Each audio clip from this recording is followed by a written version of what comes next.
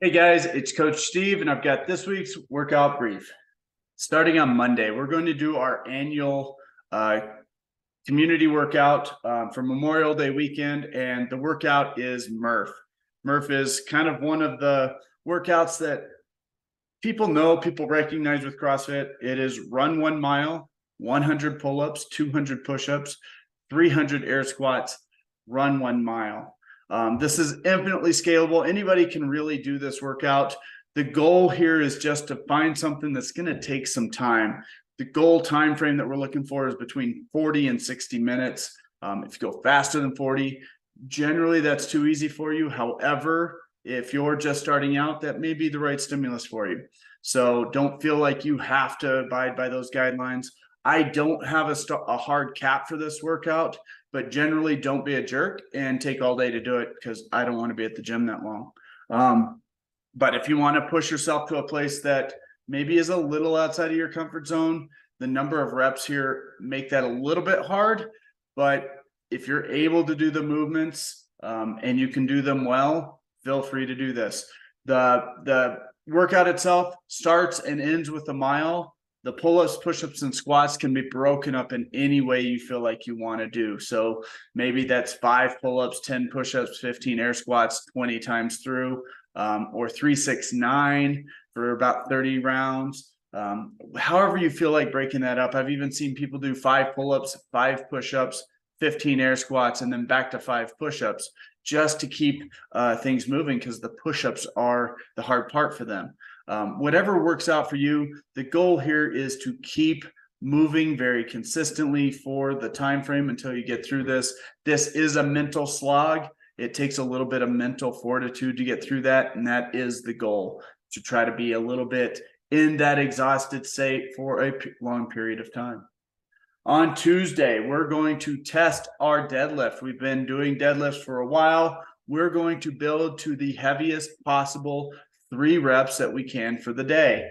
This is going to take a little bit of time, but you're going to have to move fairly quickly. Don't sit and dwell on a weight. Also, don't feel like you have to do 3 to 5 reps building up to your heavy 3. Maybe it's putting some weight on the bar, getting 1 or 2 reps on it, calling it good, and moving to the next weight up. Conserve your reps, but move through and get to that 3 rep maxes fairly quickly. You have to be efficient. Once we're done with that, we're going into a 4-time workout, 40 deadlifts, 30 power cleans, same bar, 20 bar facing burpees, and then doing it again, 20 deadlifts, 15 power cleans, bar facing burpees. Now this one's going to go fairly quick. 10 to 12 minutes is the goal time. You're using the same barbell, so be smart on this. If your power cleans are a little weaker, go a little lighter on the deadlifts. But generally, you're moving through this one pretty quickly. The weight's not super heavy. Obviously, on those power cleans, you need to focus in and do them really well. High rep power cleans can hit you pretty hard if you're not moving well, if you're trying to use your back wrong, or maybe your shoulders are tight. You've got to watch that.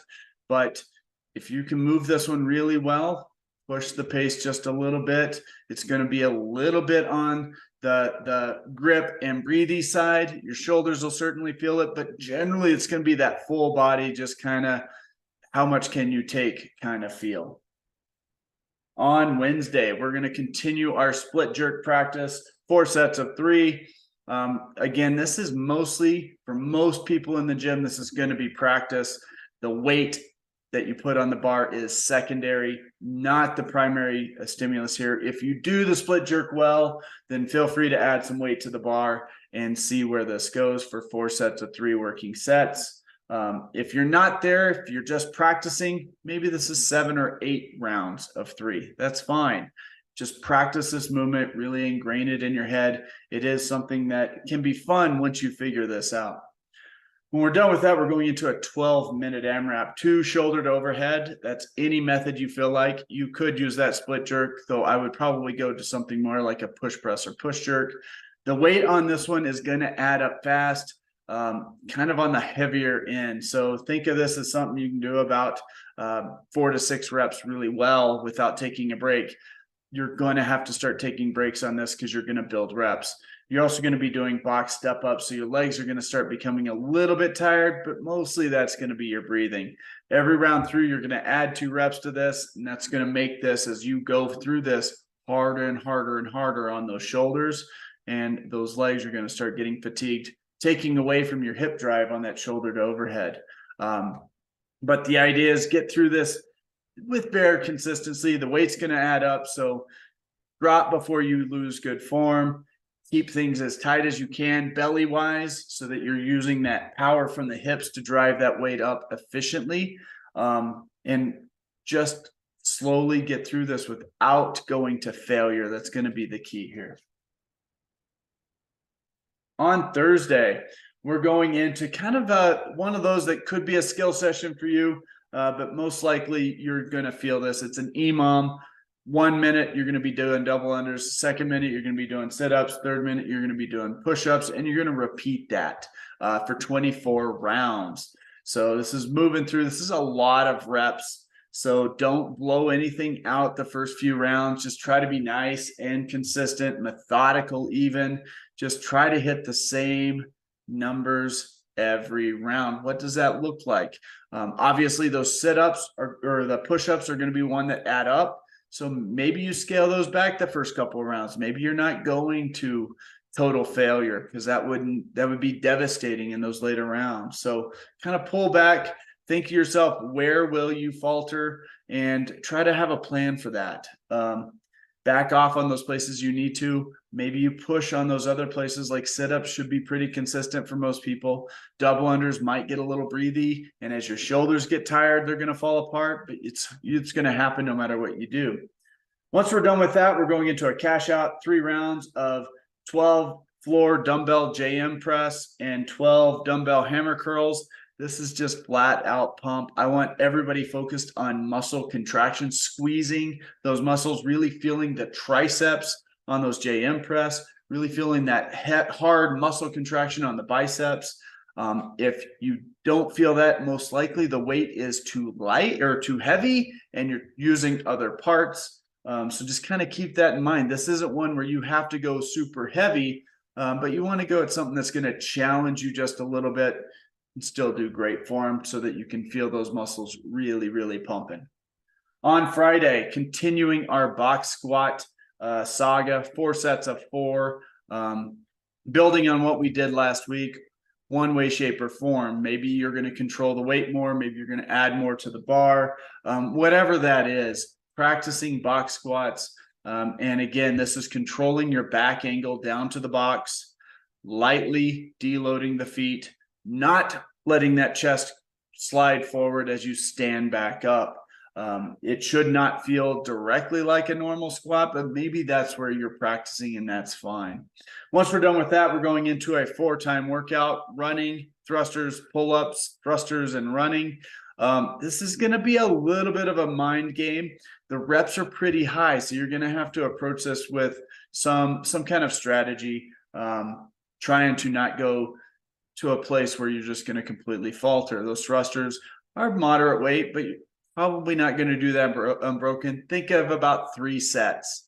The pull-ups, chunk these out, do something that you know you can maintain. Do not go to failure on those. The second set of thrusters are going to be harder than the first set. So be smart on those. Again, probably four sets on that one is probably acceptable there. And then that last run is pretty much everything you have in the tank. Your legs will be a little bit fried from those thrusters. Your breathing will be a little off because thrusters really take it out of you. But you want to push that last run. 14 to 17 minutes is the goal. 20-minute hard cap on this workout. On Saturday, we're going to go strength skill session. 6 round every 2 minutes on the minute. 2 clean high pulls or clean pulls, just really focusing on driving through those hips and letting the bar pull up just a little bit, probably to about the bottom of that sternum. And once you've done those 2 clean pulls, doing into a clean, any variation, this can be a squat clean or a power clean, whichever one you're more comfortable with. But whatever you do, stick with that through the entire EMOM. Build weights on this as you feel comfortable. This is kind of that skill strength session combo. Once we're done with that, we're going into 3 rounds, 20 hang power cleans at a fairly light weight, and 12 toes to bar. And the primary thing you're going to feel here is this one's going to get grippy. That grip is going to start going. Be very careful on those toes to bar. If you're hanging there, kipping those toes to bar, be sure to get a really good grip. Come off the bar, reset yourself. Frequently, do not let yourself peel off that bar. That is where injuries can happen in a very big and nasty way. Goal for this workout is 6 to 9 minutes with a 12-minute cap. It is a lot of reps, so keep that in mind. Scale appropriately. Once we're done with that, we're going into a cash out for quality 50 hip thrusts, and the goal is to get a big rump pump. You want that butt to burn in this. So maybe this is holding the top for 3 seconds or for a pause, or maybe you're just going to go through this pretty quickly with a little higher weight, but making sure you get that full contraction at the top, so that you really feel that butt doing the work. That's what we have coming up this week, guys. Look forward to seeing you in the gym. Bye.